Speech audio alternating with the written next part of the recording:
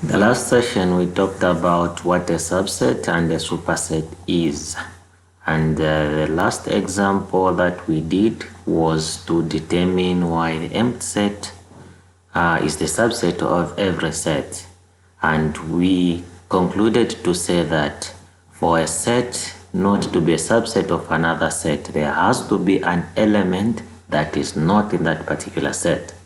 So when we looked at the empty set and considering any other set, we determined that there is no element that is in an empty set that is also not in any other particular set. That's why we said that an empty set is the subset of every set. And by subset, we said it's a set that is inside another set. In a set, there can be so many other sets that can be defined as subsets. So now, how do we find the number of subsets of a finite set? So given a set with n elements, so you have a set with n elements, any number of elements. There can be 4 elements, 5 elements, 10 elements that you have. Now, how many subsets are going to be in that particular set? So to determine the number of subsets, we are going to be using the expression 2 to the power n. So any set with n number of elements is going to have 2 to the power n subsets. So let's look at this. Consider we have the set A. This is our set A that is having 3 elements, A, B, and C. How many subsets can we obtain? And we are saying that the set A is going to have 2 to the power n subsets. What is this n? N is the number of elements in set A. So you can say that n is the number of elements in set A. So from here we can tell that our n is equal to 3. Then how many subsets are we going to have? The sets that are under set A. And this number of subsets is going to be 2 to the power n. Therefore, we'll say 2 to the power n is equal to 3. And this is basically the 2 times 2 times 2, which is giving us 8. So this implies that this whole set A here, it is going to have 8 subsets, meaning there are 8 small sets that are in set A. Well, let's define these sets. So we define the subset of A as, you can first begin with the empty set, because by definition we know that the empty set is the subset of every set. So one of your first subset is this empty set. Then going to the next subset, you are going to separate with a comma. We also know that a set is a subset of itself. So even set A itself is the subset. So A, B, and C. Remember, by definition, if the element A is in this set, so we can call the whole of this set maybe to be set B, which is the subsets of A. So the element A has to be in set B. And if it is also in set A, that implies that this set is a subset. And we can see that element A, B, C, they are the elements that we have as A, B, C in the whole of set A. Then we can take the element itself, one element at a time. The element A, it's a set on its own, which is in set A. Then the element B, the element C. From there we can pair them 2, 2. We can say element A and B as a set. We can have the element A and C as a set. Remember, we do not have to repeat the combination. We defined by the characteristics of a set, we said that the order of elements does not matter. So if you have the elements AC, you need not to have another set with CA. This implies that you are talking about the same set. So the order of elements does not matter. If you have AC, it is AC. Then the last element, the last pair that we don't have here is the pair of B and C. So you consider this to be our set B, which is a set of subsets. So how many subsets do we have in this? We have 1, 2, 3, 4, 5, 6, 7, and 8. Just as we defined that in a given set with n elements, we are going to have 2 to the power n subsets. So let's now suppose we had 4 elements.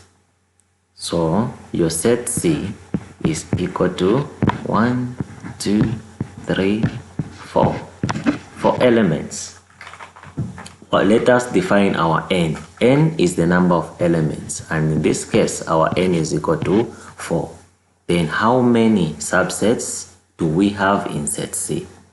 And the number of subsets we have in set C is given by 2 to the power number of elements. In this case, our number of elements is equal to 4. And this is going to be a 2 by 2 by 2 and another 2. Therefore, we expect 16 subsets from the set C. So this is how you find the number of subsets that you have in a given set. Okay, so now let's continue with some more definitions. So we are saying that two sets are equal if they contain exactly the same elements. What do we mean by this? Two sets are equal if they contain exactly the same number of elements or the same elements. So the key word here is same elements and equal. So suppose we have the set A here, we also have set B. For these two sets to be equal, or for you to say that A is equal to B, meaning that the elements that are in A should be the same elements that are in B. So if in A we have A, B, C, so for A to be equal to B, even set B has to have the elements A, B, and C. What does this imply? This implies that A is the subset of B. Remember, we are having the exact same elements. 3 elements in A, 3 elements in B. Element A, this small a in A, also it is the same element that we have in B. Small b, small b. Small c, small c. Exactly the same elements. This also is the same as B is the subset of A. So for you to show the equivalence that one set is equal to the other, you first need to show that the first one you need to show is that A is the subset of B. You also need to show that B is the subset of A. If and only if one set is equal to the other set. Now, we also have equivalent sets. Two sets are equivalent if they contain the same number of elements but not necessarily the same elements. Again, two sets. You can take set C and set D. Here we are not saying that C and D are equal, where we should have the same elements. We are saying when are these two sets equivalent?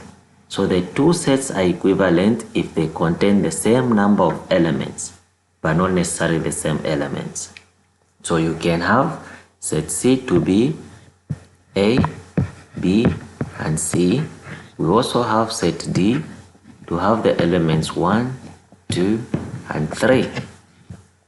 These two sets are equivalent simply because we have 3 elements in here and 3 elements in set D, but the elements are not the same. We have the letters in set C, A, B, C. In set D, we have the numbers 1, 2, 3. Therefore, you say that these two sets, set C and set D, are equivalent, not equal. Okay, we move on with the definitions. Disjoint sets. Two sets A and B are called disjoint if they do not have the common elements. Two sets A and B are disjoint if they do not have the common elements. This simply means that either of the set is not the subset of the other. When we talked about a set being a subset of the other, we said that suppose you have an element X that belongs to set A. And if this element X also belongs to set B, this implies that A is the subset of B, or B is the subset of set A. Now, if you have an element Y that belongs to set A, but this element Y does not belong to set B. Remember what we said about subsets. Even Y, the empty set, is a subset of every set. There has to be an element that also belongs to that set, particular set. Now, here we are saying that Y is an element that is in set A, but this Y is not in set B. That basically means that set A is not a subset of B, because this element does not belong to the set B. This also implies that set B is not a subset of A. So when you have two sets that don't have the same elements, that implies this statement: A is not a subset of B and B is not a subset of A. That is what we mean by disjoint sets.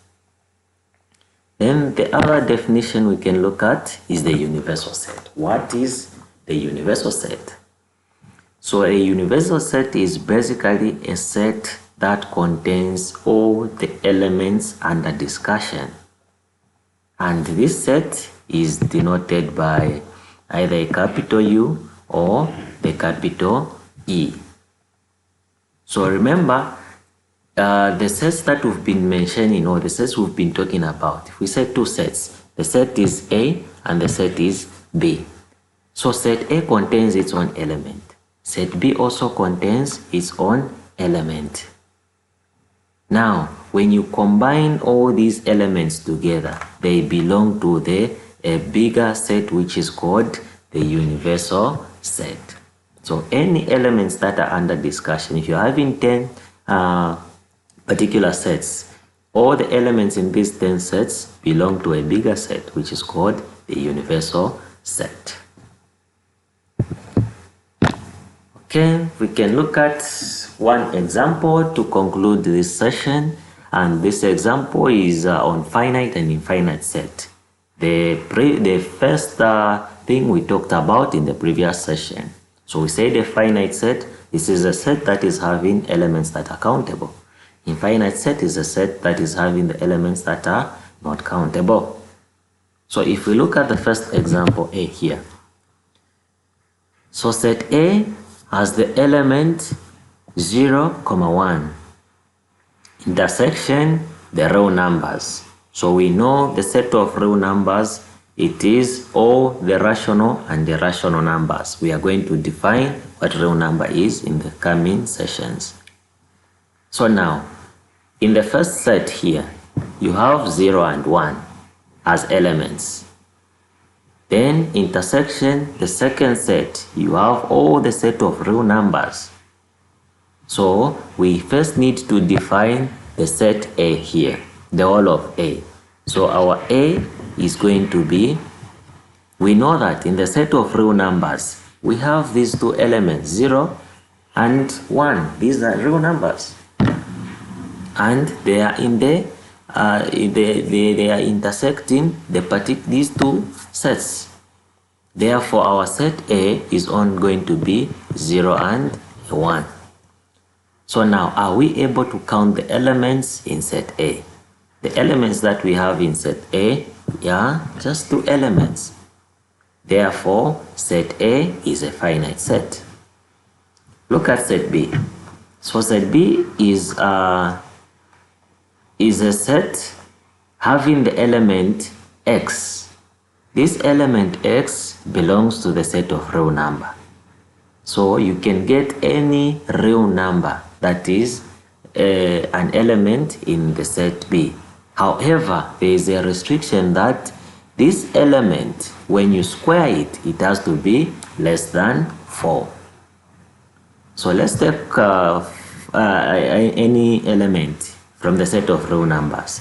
You can pick 2. So if you say 2 is a real number, if we square 2, what we are going to have is a 4. But 4 is not less than 4. Therefore, the element 2 is not part of this set.